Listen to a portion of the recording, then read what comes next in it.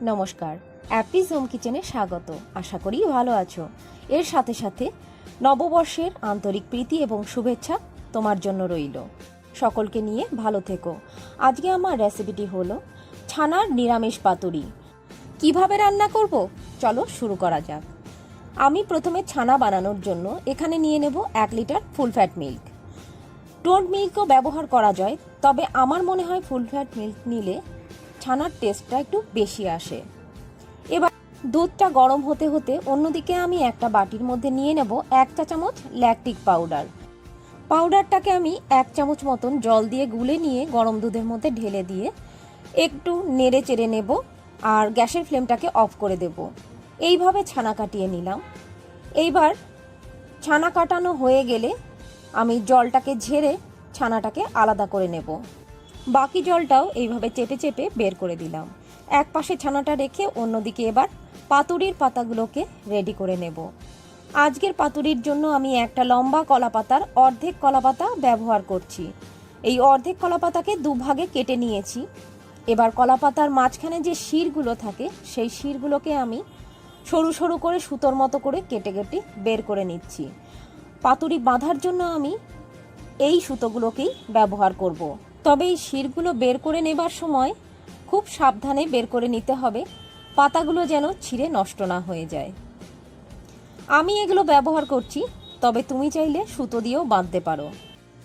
এবার একটা ভেজা কাপড় দিয়ে আমি কলা পাতাগুলোর দুপাশটাই খুব ভালোভাবে মুছে নেব। পাতুরির জন্য আমার মোটামুটি 5টা পাতার পিস বেরিয়েছে। পাতাগুলো কিন্তু এখনো রেডি হয়নি। এরপরে আমি গ্যাসের ফ্লেমটাকে অন করে দেব আর পাতাগুলোকে ফ্লেমের ওপর এইভাবে ধরে দুপাশটা সেঁকে নেব যেন পাতাগুলো সফট হয়ে যায়।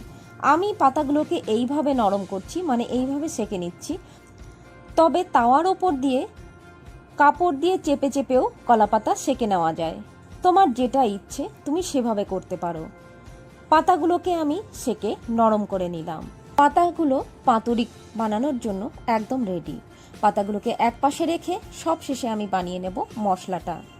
একটা মিক্সি বোলের মধ্যে নিয়ে নিচ্ছি 3 চা চামচ পোস্তদানা, 2 চা চামচ সাদা সর্ষে, এর সাথে দিয়ে দেব 2 চা চামচ মতো চাল মগজ।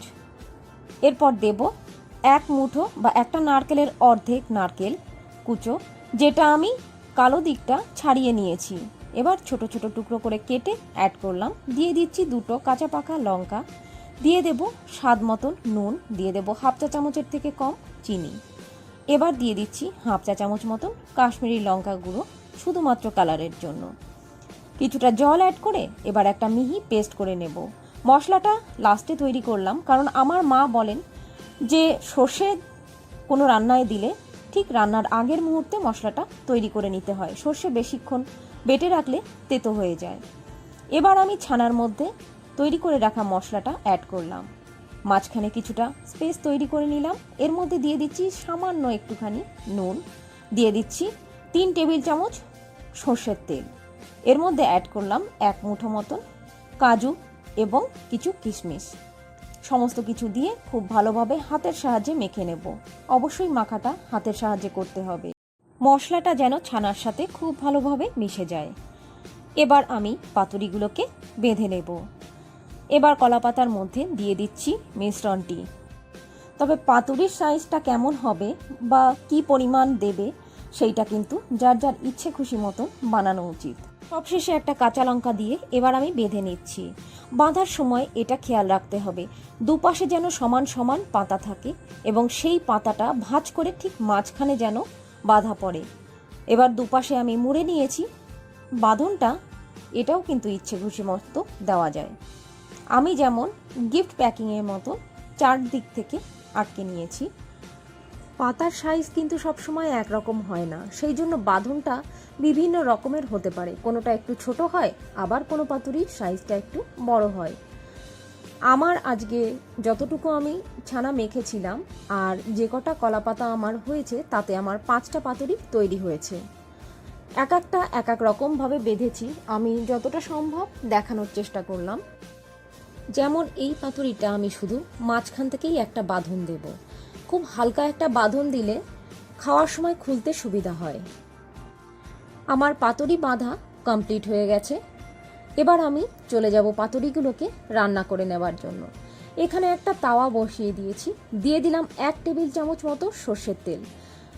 এবার ব্রাশ করে আমি এখানে পাতুরিগুলো বসিয়ে দিলাম। এবার একটা ঢাকা দিয়ে ঢেকে দেবো 2 মিনিটের জন্য, আর গ্যাসের ফ্লেমটাকে একদম কমিয়ে দেব। পাতুরিগুলো তাওয়া হাতে দিয়ে এইভাবে সেঁকে নেওয়ার সময় অতিরিক্ত তেল দেওয়ার কোনো প্রয়োজন নেই।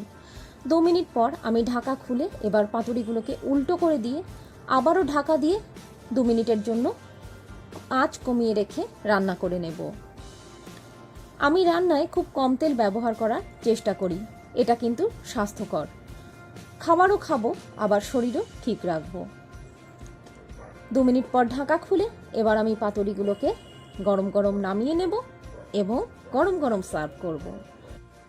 আমি যেভাবে স্টেপ বাই স্টেপ করলাম, এইভাবে যদি করতে পারো তাহলে খুব কম সময়ে দুর্দান্ত স্বাদের একটা রেসিপি তুমি বানিয়ে নিতে পারবে।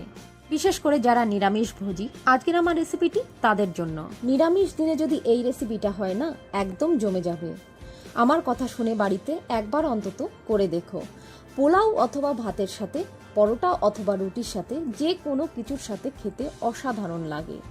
আমাকে কমেন্ট বক্সে ফিডব্যাকটা দিতে কিন্তু ভুলে যেও না। আমার আজকের রেসিপিটি ভালো লেগে থাকলে চ্যানেলটিকে সাবস্ক্রাইব করে আমার ছোট্ট পরিবারের সদস্য হয়ে যাওয়ার অনুরোধ রইল। ডান পাশে থাকা বেল আইকনটি প্রেস করে রেখো, যেন আমার পরবর্তী ভিডিও খুব সহজে পৌঁছে যায় তোমার কাছে। এরকম আরও ঘরোয়া রান্না দেখতে হলে ফলো করতে থাকো আমার চ্যানেল। আর আজকে আমি এখানেই বিদায় নেব। দেখা হবে পরের ভিডিওতে অন্য কোনো একদিন। সুস্থ থেকো, ভালো থেকো, নমস্কার।